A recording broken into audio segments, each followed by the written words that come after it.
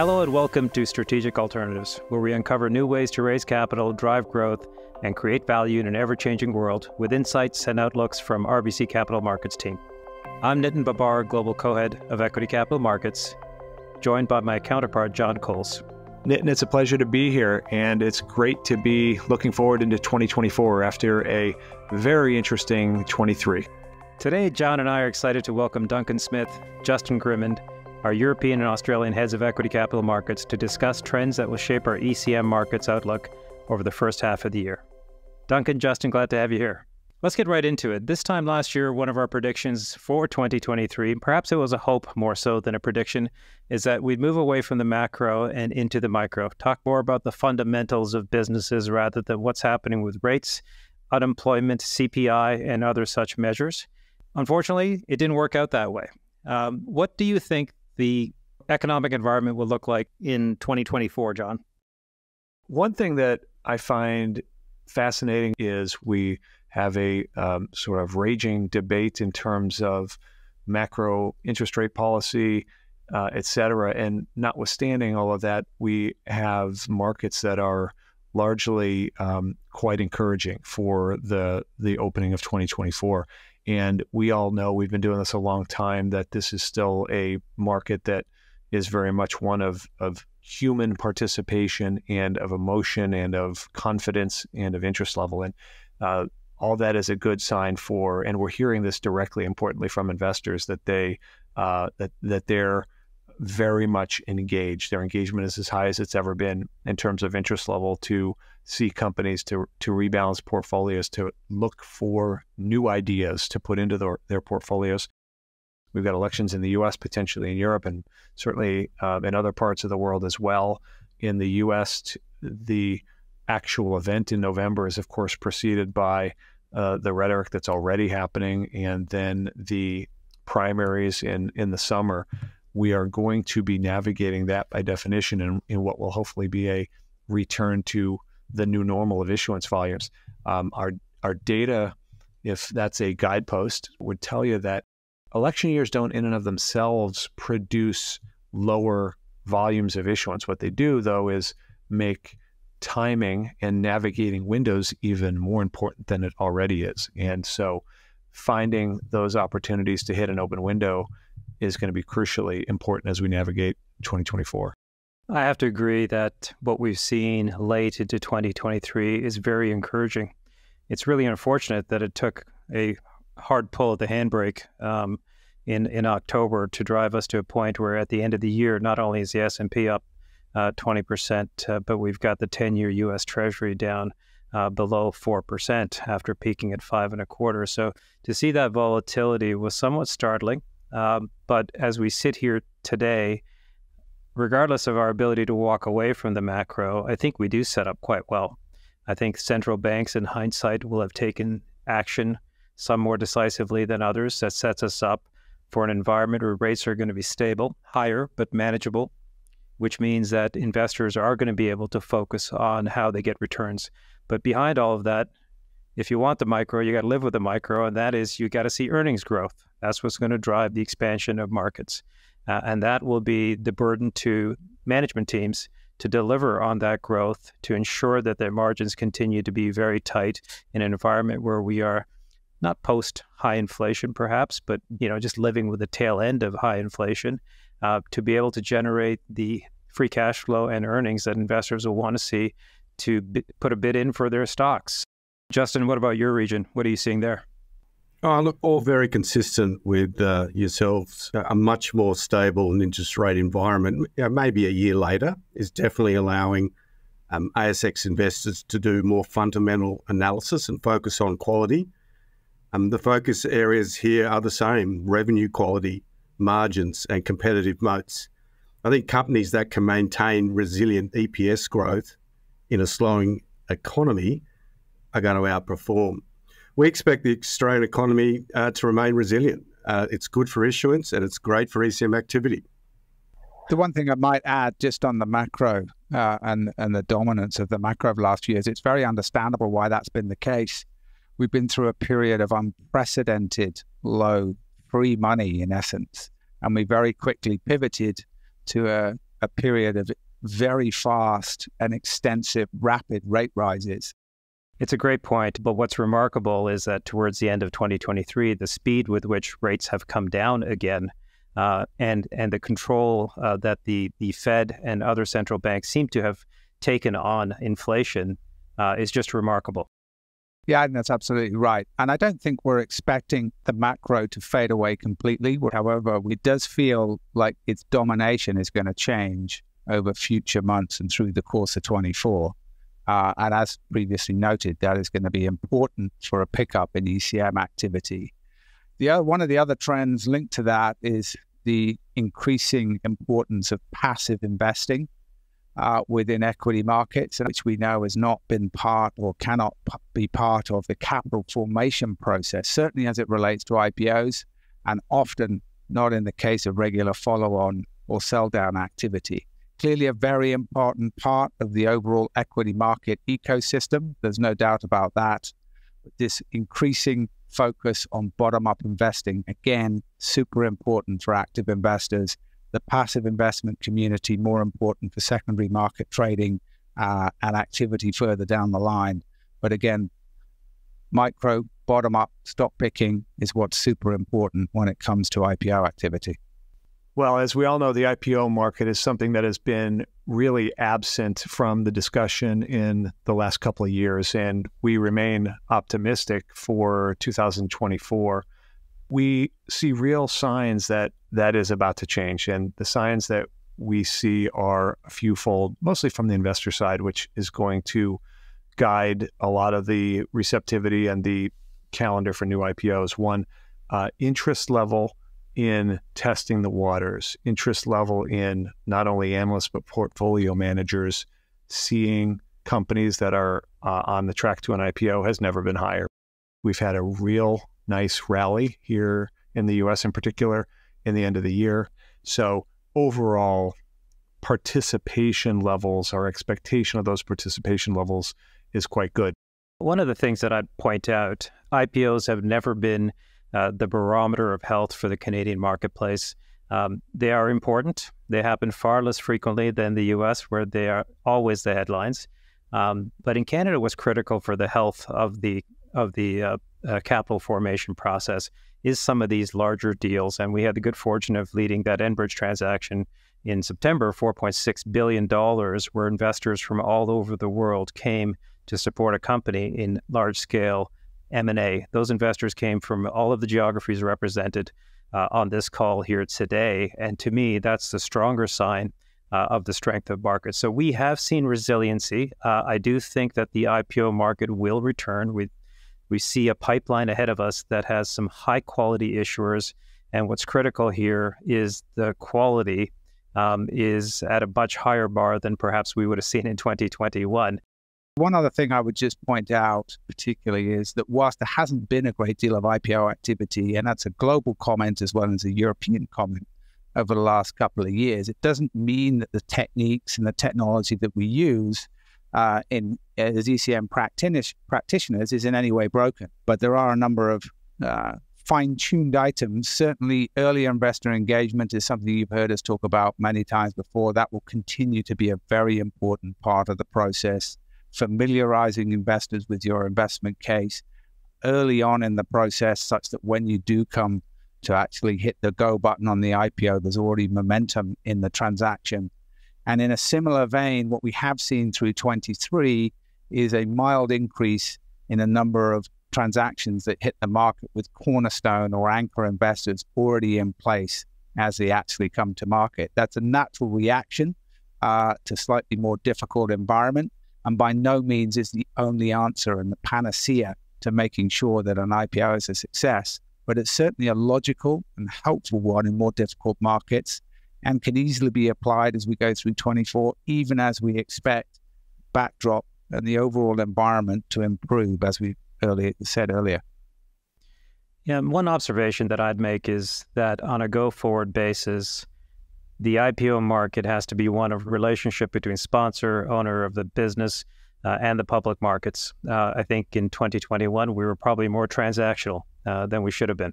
But on a go-forward basis, I think it should be strategic to go public. not just an opportunity for monetization, but strategic to grow the business, to have public currency, and to, of course, create value for shareholders. Maybe we pivot now to discussion on the financial sponsors. As we think about the rate environment and the macro and where we set up in equity capital markets here today, perhaps you can share your thoughts, John, on how the financial sponsor community is looking at ECM activity. I agree, Nitin, that they're going to be key to the equity capital markets calendar broadly, both IPOs and follow-ons.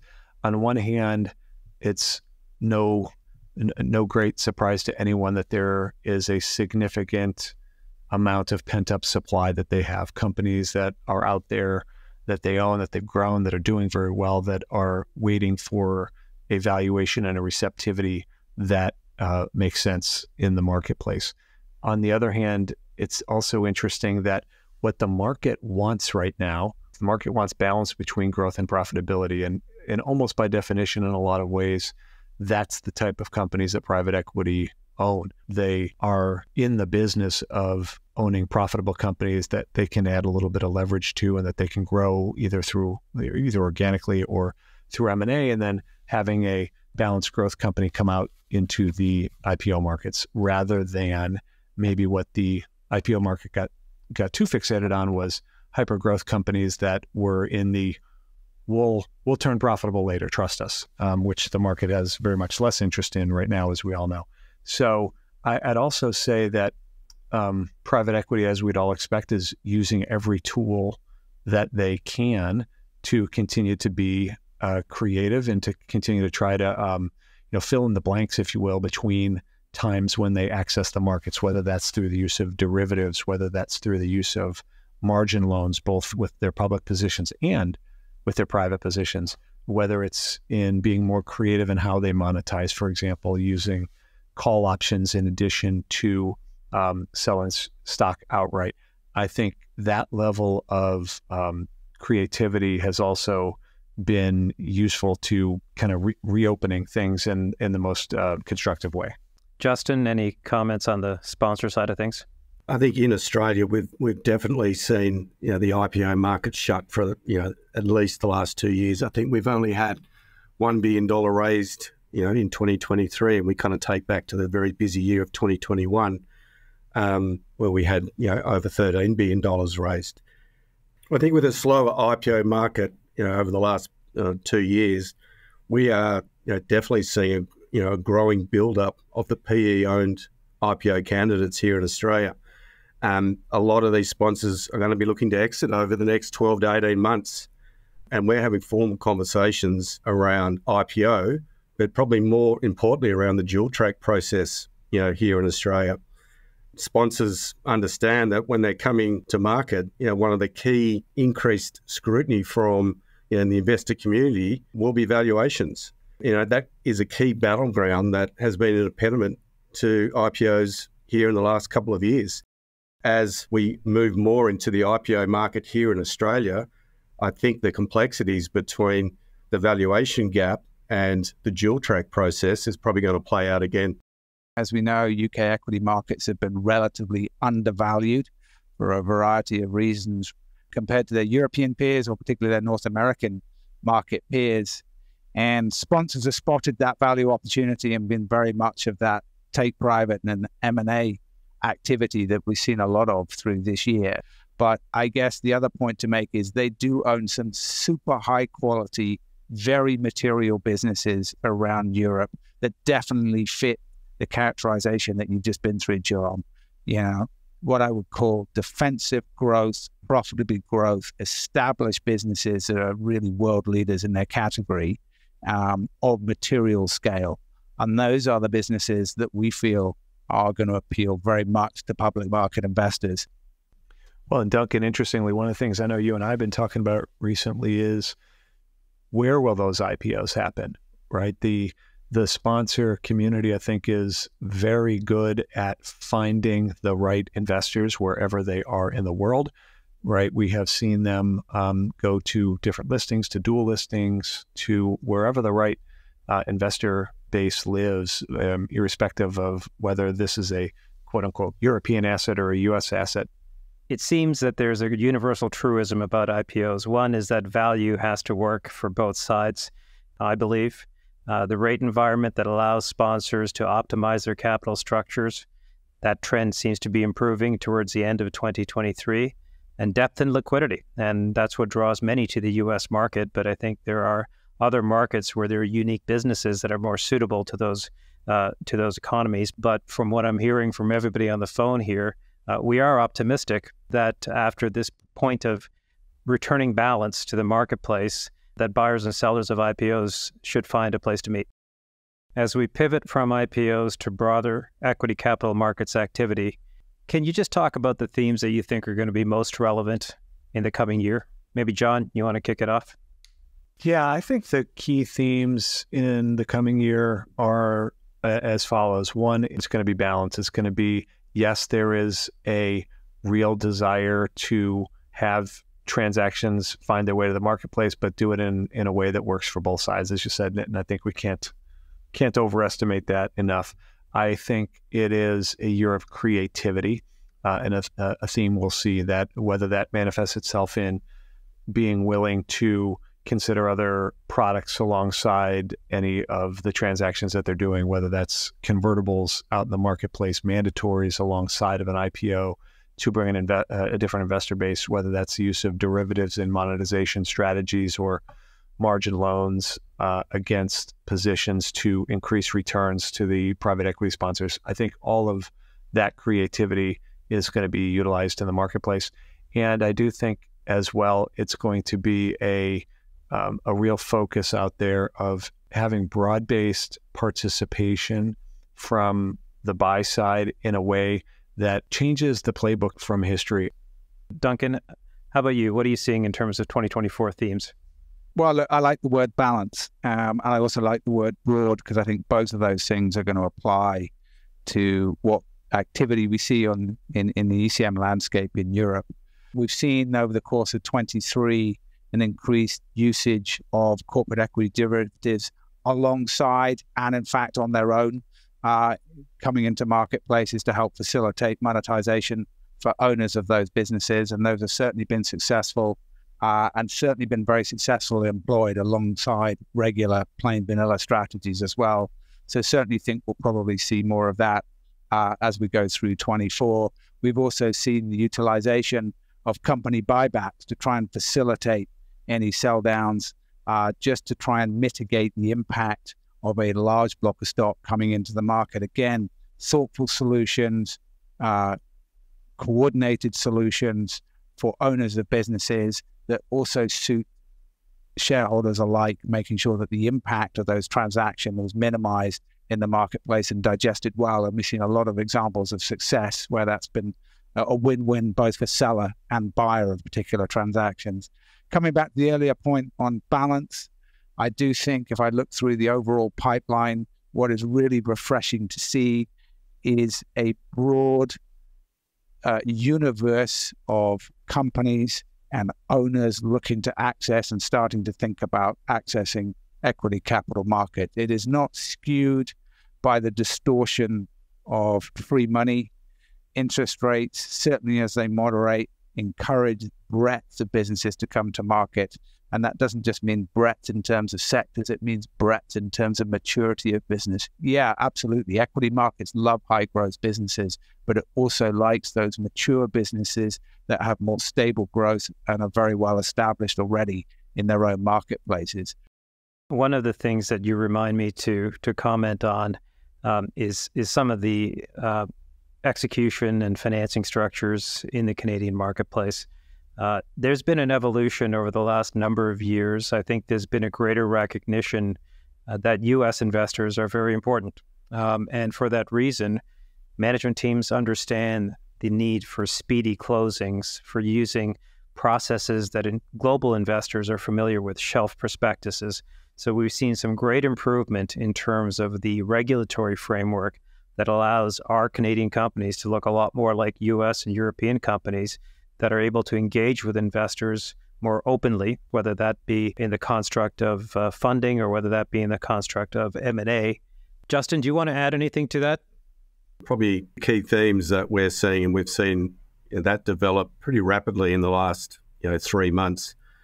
I think there's still going to be continued strong support here in Australia for that on-strategy M&A and growth financings. I think we're going to see most of that activity in the resources space here in Australia, which was seeing a busy year.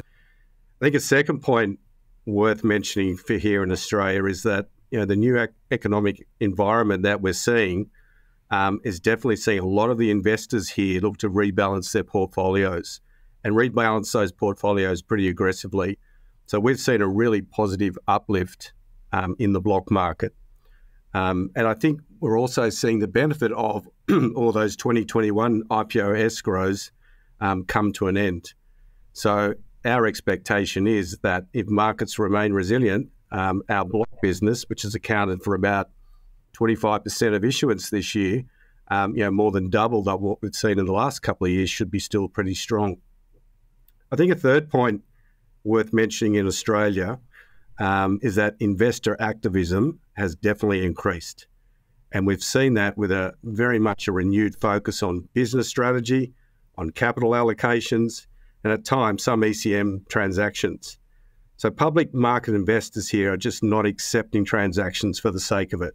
We're seeing these investors do a lot more work on the fundamentals of a deal on a deal-by-deal basis. So very different to what we saw during the COVID raising periods, that investors in Australia are really prepared to do the work and are happy to stand up to management teams and say no. 2023 was a year of convertible activity that was different than what we had seen in prior years.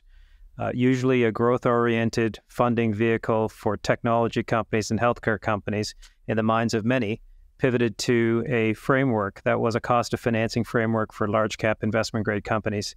John, your market had it all this year. What can you tell us about the convert market in 23 and what you expect in 24?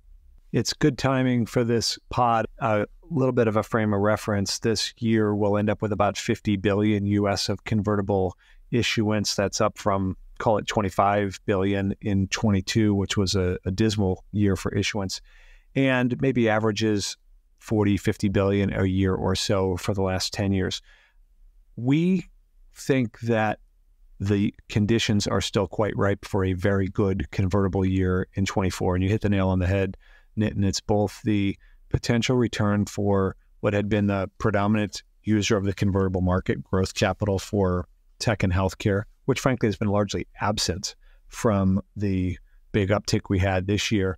But the conditions such that investment grade companies can refinance straight debt by using a convertible and still be cash on cash better off than they were. And to pull that off, of course, there's no free lunch. You're selling a call option on your stock embedded in a convertible, but getting to a point where stock prices and valuations are such that that trade-off is worthwhile for many more issuers than had been in the past. And we see those dynamics continuing. And sectors that historically were not big users of convertibles, we think will continue to be energy, power and utilities, financials, REITs even, and the addition of industrials and the historic biggest users, tech and healthcare again, all lines up to be in an interest rate environment where hopefully in the U.S. we'll, throughout the course of 24, if our economists are right, we'll be talking about rates that have stabilized and maybe are potentially heading back down, which can really be optimal for converts. Let's pivot now to sector themes and trends that we're seeing in our respective geographies, recognizing that there's going to be some similarity across the world here. Maybe Justin, we'll start with you as to what you're seeing in Australia as the themes and trends and sectors. Yeah, thanks, Nitin. I think in Australia, the gift that keeps on giving is our resources sector. And I may have mentioned before, we saw about 30% of all issuance in Australia this year coming from that resources sector, and in particular, the critical mineral sector. I think just reflecting on this, a couple of stats, roughly 1 in every $3 of ASX ECM activity in 2023 was to listed mining companies. So that's up from around 1 in 10 from 6 years ago. So we continue to see this being driven by the copper and the critical minerals miners, accessing supportive capital markets to fund new projects. We saw a really busy first half in the critical minerals space. I think always with the mining sector, the impact of China as a buyer is going to be a critical factor here for the mining space in 2024. I think a second theme probably worth mentioning for Australia is that after a tough 18 months for the tech sector, we're starting to see a lot of renewed interest, which is great to see given the fact we saw really high activity during that COVID period. So it's a lot of focus on companies that are, I guess, well placed to benefit from the AI here in Australia. I guess this includes digital infrastructure and providers of software companies. And we're seeing a lot of activity in the private space who surprisingly are considering or wanting to stay private given the fact they're getting a lot of access to capital here in Australia. But I do think that better interest rate outlook, as we've talked about for some time, is going to provide a boost for these tech stocks.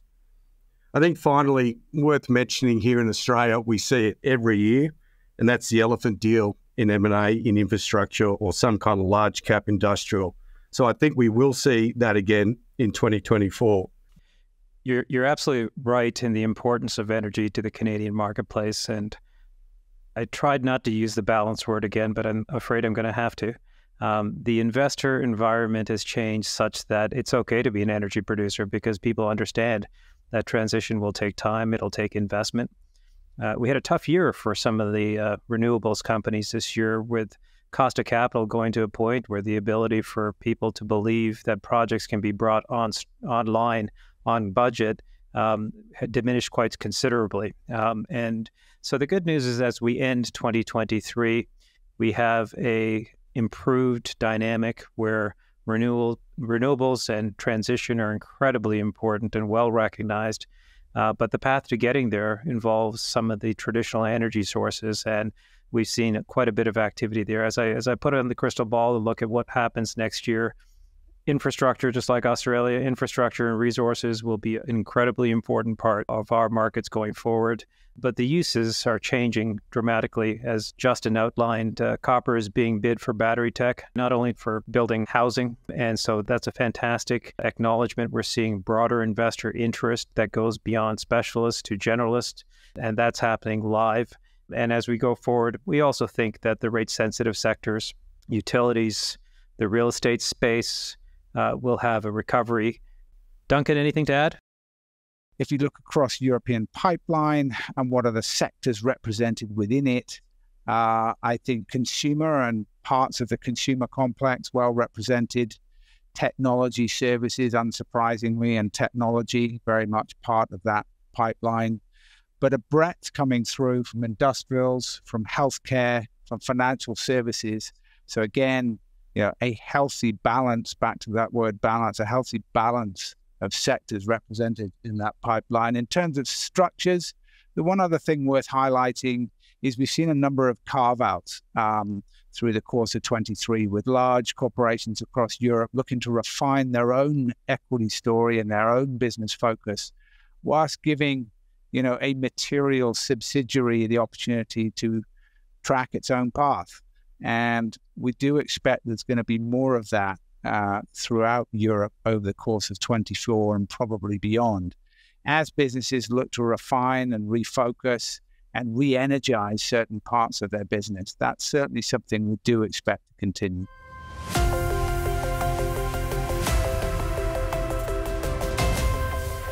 You have been listening to Strategic Alternatives, the RBC podcast. This episode was recorded on December 14th, 2023. Listen and subscribe to Strategic Alternatives on Apple Podcasts, Spotify, or wherever you listen to your podcasts. If you enjoyed the podcast, please leave us a review and share the podcast with others. Thank you. This content is based on information available at the time it was recorded and is for informational purposes only. It is not an offer to buy or sell or a solicitation, and no recommendations are implied. It is outside the scope of this communication to consider whether it is suitable for you and your financial objectives. For disclosures, please visit www.rbccm.com/disclosure.